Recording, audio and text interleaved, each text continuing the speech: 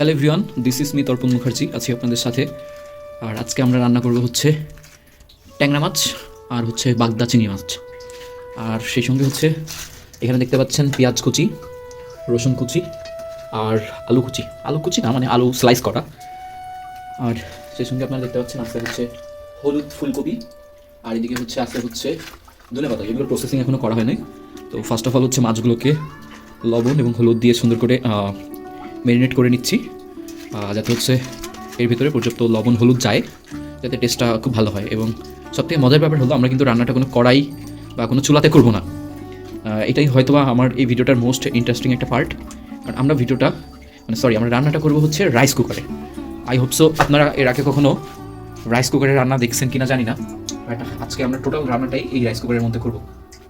তো আমরা হচ্ছে মাছগুলো দিয়ে দিচ্ছি, মাছগুলো বসিয়ে দিচ্ছি এক এক করে। আর আগে থেকে একটু তেল দেওয়া ছিল, আর যদি তেল দেওয়া আপনাদের আগে থেকে না থাকে তেলটা আপনারা দিয়ে নেবেন, এবং তেলটা প্রথমে একটু গরম করে নেবেন যাতে হচ্ছে নিচের দিকে লেগে না যায়। হ্যাঁ, তো পুরো ভিডিওটা দেখতে আমার সঙ্গে থাকুন এবং দেখুন রাইস কুকারে কী করে হচ্ছে ট্যাংরা মাছ আর হচ্ছে বাগদা চিংড়ি রান্না হয়।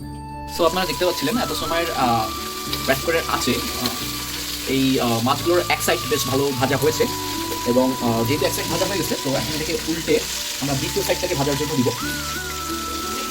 অ্যাকচুয়ালি রাইস কুকারে যে এত সুন্দর মাছ ভাজা হয় এই আইডিয়াটা আমারও ছিল না, বাট আজকে দেখতে পাচ্ছি যে বেশ ভালোই হচ্ছে ভাজা হচ্ছে আর কি। সো গাইস, আপনারা দেখতে পাচ্ছেন ইতিমধ্যে হচ্ছে আমাদের মাছগুলো ভাজা কমপ্লিট, অ্যান্ড এর পরবর্তী প্রসেস হচ্ছে আমাদের চিংড়ি মাছগুলো ভাজা ছিল। তো এরপরে আপনারা দেখতে পাচ্ছিলেন আমরা চিংড়ি মাছগুলো দিয়ে দিয়েছি, এবং চিংড়ি মাছের একটা সাইড কিন্তু একটু লাল হতে শুরু করেছে, এবং আমরা এখন এটাকে ঢেকে দিচ্ছি। তো ঢেকে দেওয়ার পর একটা সাইড হওয়ার পর আমরা আরেকটা সাইড উল্টে দিব।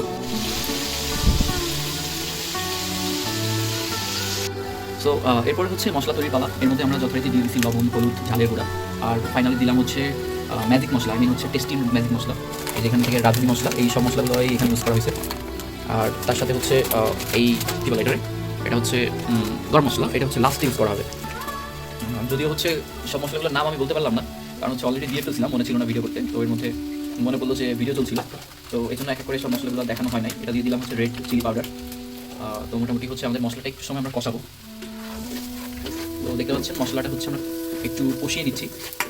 তো মশলাটা কষলে হবে কি এর মধ্যে যে ফ্লেভারটা এটা একটু বেশ ঝাঁঝালো একটা ফ্লেভার পাওয়া যায়, এবং যে ফ্লেভারটা খুব সুস্বাদু খাবারকে করে তোলে। তো আমরা মশলাটা নেড়ে নিলাম। তো মশলাটা কষানো শেষে দিয়ে দিলাম কিছু ওয়াটার। যদিও হচ্ছে ওয়াটারটা একটু বয়লিং ওয়াটার দিতে হয়, বাট হচ্ছে এখন আর কোনো আর কোনো হচ্ছে কড়াই বা ইত্যাদিগুলো না থাকার ফলে একবারে সরাসরি হচ্ছে ওয়াটারই হচ্ছে ইউজ করলাম। তো ওয়াটার দেওয়ার পর এটা একটু গরম হওয়ার জন্য সময় দিব, এবং এখন হচ্ছে এটা একটু নেড়ে আমরা মশলাগুলো হচ্ছে জলের সঙ্গে ভালো করে একটু মিশিয়ে দিলাম আর কি। মশলাটা একটু কষানো হয়ে এসেছে, এবার হচ্ছে আমরা আমাদের চিংড়িগুলো দিয়ে দিচ্ছি। চিংড়িগুলো যেগুলো আমরা একটু ফ্রাই করে রেখেছিলাম, ফ্রাই চিংড়িগুলো আমরা দিয়ে দিলাম। এরপরে এটাকে একটুখানি আমরা নেড়ে চেড়ে দিচ্ছি যাতে মশলাগুলো এর মধ্যে যায়, সেভাবে একটু ডুবিয়ে দেওয়ার চেষ্টা করলাম। এবার তারপরে যথারীতি ঢাকা দিয়ে এটাকে ঢেকে দিলাম, এবং এটাকে আমরা কিছু সময়ের জন্য স্টিমে রাখবো। সো রান্না মোটামুটি হয়ে এসেছে, এবং নামানোর আগে হচ্ছে আমরা এর মধ্যে কিছু কোরিয়েন্ডার অ্যাড করে দিয়েছি, ধনেপাতা। আর দেখতে পাচ্ছেন যে কি সুন্দর একটা কালার চলে এসেছে, আর স্মেলটা তো আপনারা ফ্রেমের মধ্যে থেকে নেওয়া ইম্পসিবল। তো এখন আমরা ফাইনালি আরেকটু ঢেকে দিব, এবং আমাদের পুরো রান্নাটা এখন কমপ্লিট হয়ে গেছে। সো কত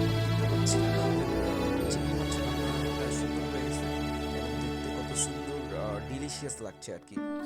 তো আমাদের চিংড়ি মাছের রান্না শেষ। এবার হচ্ছে আমরা রান্না করব ট্যাংরা মাছ, যার জন্য আমরা প্রথমে একটু তেল গরম করে নিলাম। তার মধ্যে একে একে হচ্ছে আমরা দিয়ে দিব হচ্ছে পেঁয়াজ কুচি, রসুন কুচি, তারপর হচ্ছে বাকি মশলা অ্যাড করার আগে আমরা একটু পেঁয়াজ এবং রসুনটাকে ভেজে নিব।